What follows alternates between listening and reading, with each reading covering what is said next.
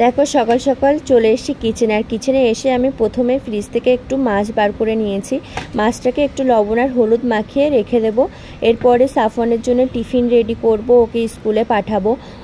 তো মাছটাকে আগে লবণ আর হলুদ মাখিয়ে রেখে দিচ্ছি, কারণ এরপরে এসে তাহলে তাড়াতাড়ি রান্না বসাতে পারবো। যেহেতু সাফওয়ানের এখন সকাল সকাল ছুটি হচ্ছে, মানে 11:30, তো ওকে স্কুল থেকে আবার আনতে যেতে হবে আমাকে। ওর স্কুল থেকে আনতে যাওয়ার আগে তাহলে আমি রান্নাটা কমপ্লিট করে রেখে যেতে পারবো।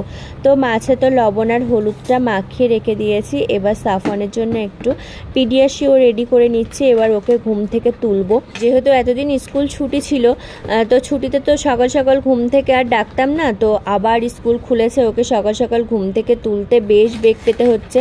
মানে 9টার সময় ওর তো স্কুল খোলে, আর ও একটু রাত করে ঘুমায়, তো সকালে উঠতে চায় না, জোর করে করে টেনে টেনে তুলতে হয়। তো দেখো এদিকে আমি ওর পিডিয়াশিওরটাকে রেডি করে নিয়েছি। আর একটু চকোসটা শেষ হয়ে গেছিলো, তো নতুন প্যাকেটটা কেটেছি, তো এটাকে আবার পরে কৌটাতে ঢেলে রাখবো। ওকে এখন তাড়াতাড়ি গিয়ে আমাকে ঘুম থেকে তুলতে হবে, আর না হলে লেট হয়ে যাবে স্কুলে যেতে। তো দেখো আমি পিডিয়াশিওরটা নিয়ে আর উপরে চলে এসে, আর এই হচ্ছে বাবুর খাওয়ার স্টাইল।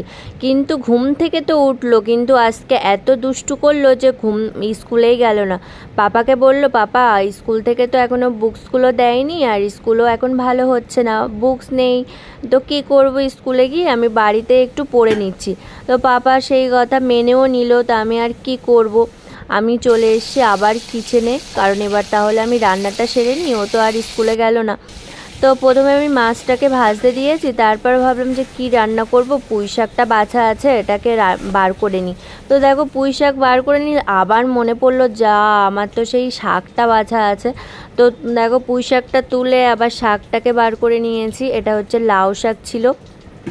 আর বার করে নিয়েছি হচ্ছে বাঁধাকপি দিয়ে মাছ করব, আর শাকটা ভাজা করব। রোজার সময় তো রাত্রেবেলা একটু শাকটা খেতে ভালো লাগে। তো দেখো আমি বাঁধাকপিটা এদিকে কেটে নিচ্ছি, মাছটাও ভাজা হচ্ছে ওদিকে। আর এখানে আমার শাকটা রান্না কমপ্লিট হয়ে গেছে। আর এটা করেছিলাম সাফওয়ানের জন্য ডাল, ওর তো আবার ডাল না হলে চলেই না, কাঁচা লঙ্কা দিয়ে ডাল।